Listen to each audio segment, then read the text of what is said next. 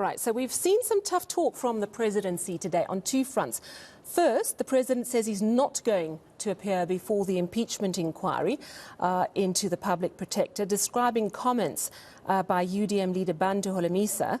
And of course, these comments relate to Ramaphosa's 2017 ANC presidential campaign. Holomisa saying he may have used public money, and the presidency describing those comments as baseless and vindictive.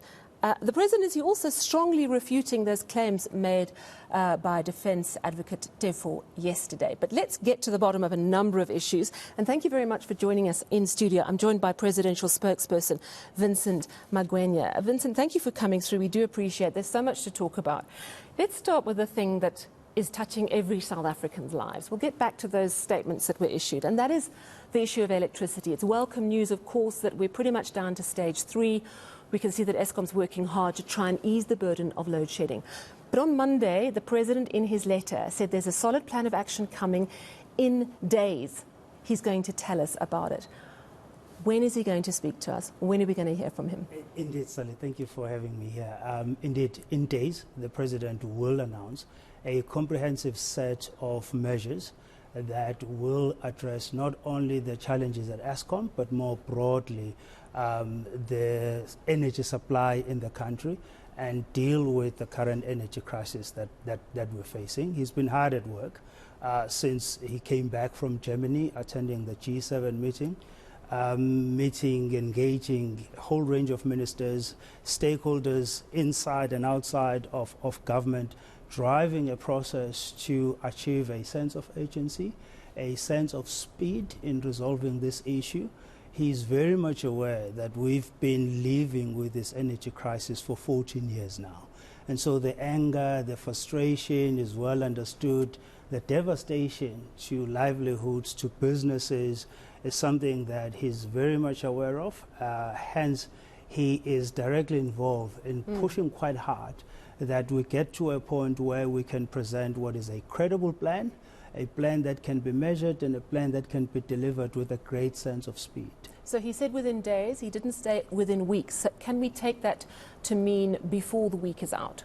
I will follow his script and say within days, and I will not commit myself to a particular day, but the announcement is quite imminent, sooner rather than later. Okay. We know that his independent advisors, the National Planning Commission, has actually said, look, this is an energy emergency. We need to declare it as such. My understanding is that would have to be approved by the Cabinet. But that would allow us to cut through a lot of the red tape, circumnavigate NERSA in terms of granting some of these IPP licenses. Is that on the President's table? Is he still considering that? Do you know? All options on the table. The issue of the length of time it takes to get through the various permit and approval processes is something that's being looked at. Up until now, it has not been desirable to, the amount of time it takes for some of those renewable projects to even kick off. So that's being discussed, and all options on the table. Various legal permutations are being considered to achieve what exactly you've alluded to get to a point where we can add more megawatts into the grid with a great deal of speed. It cannot be business as usual. All right, well, we look forward to hearing from him in days. Let's talk about the two releases that came out today. One relating to the impeachment hearing, which is happening in Parliament at the moment, and that, of course, is to decide whether the public protector is fit to hold office. This is following a number of court defeats, a number of her rulings just overturned. Today, the focus was in part around, brought up, I think, by Bantu Holomisa, talking about this thorn in the flesh, I think, of the president, because it just never goes away, and that is the funding of his CR17 campaign, which, of course, was an internal ANC campaign. He was ultimately up against Nkosazana Dlamini Zuma. The two of them went head-to-head. They both had strong, heavily funded internal campaigns.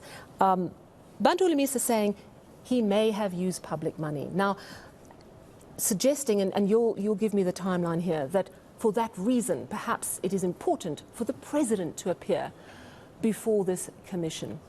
Why do you think the president isn't prepared to?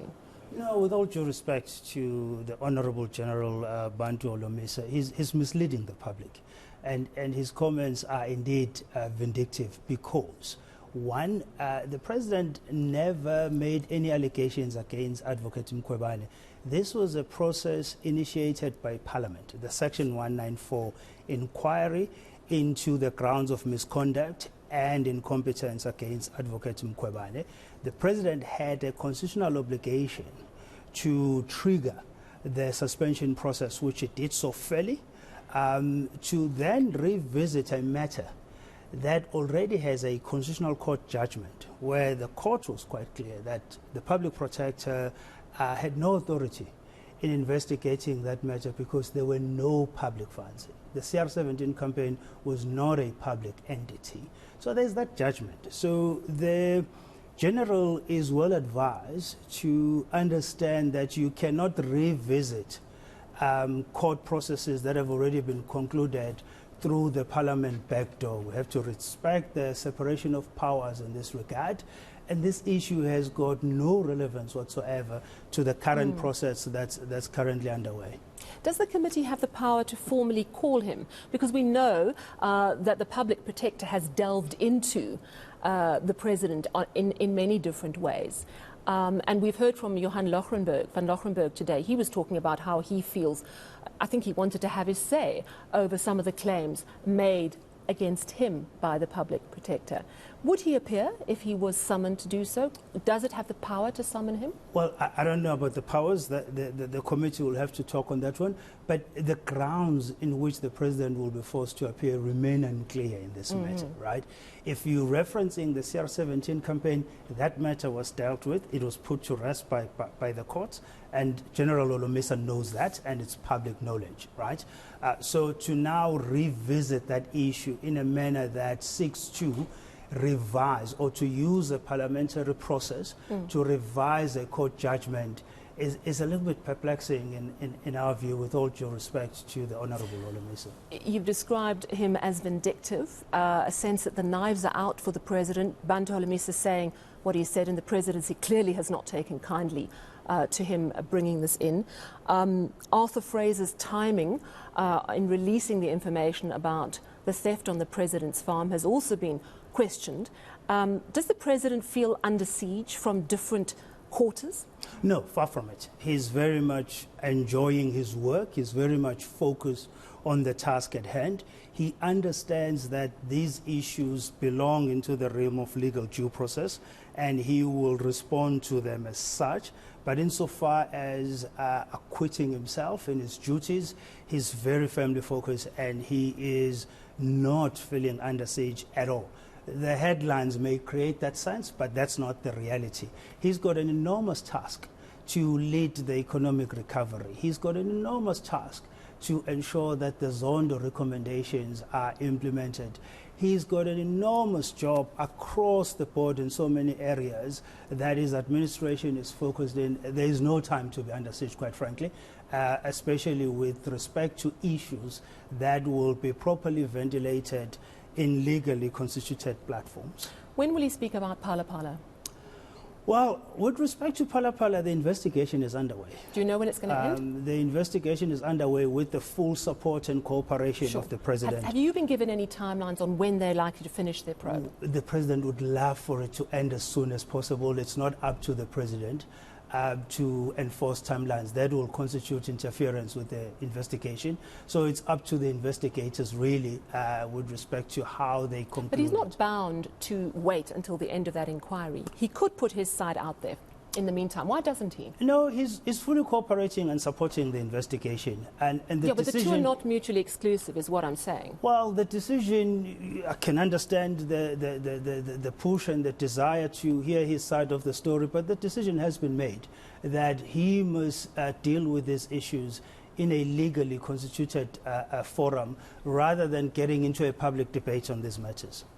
I have to ask you about Advocate Teffo.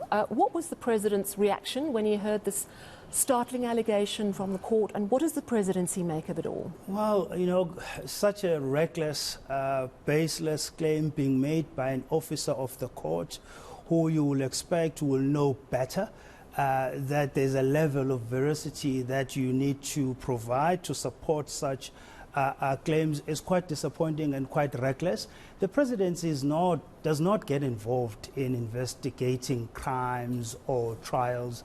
So there is absolutely no way the office of the president will have engaged in intimidating Advocate Teffo. I suppose the burden is on his side to substantiate the claim that he has made, but we find them to be quite reckless and quite irresponsible for an officer of the court to make. Will you take it further, or will you just leave it here? It is a consideration. All options are open at the moment. Thank you so much for joining us in Thank studio. you, We do appreciate it. That, of course, is presidential spokesperson Vincent Magwenya.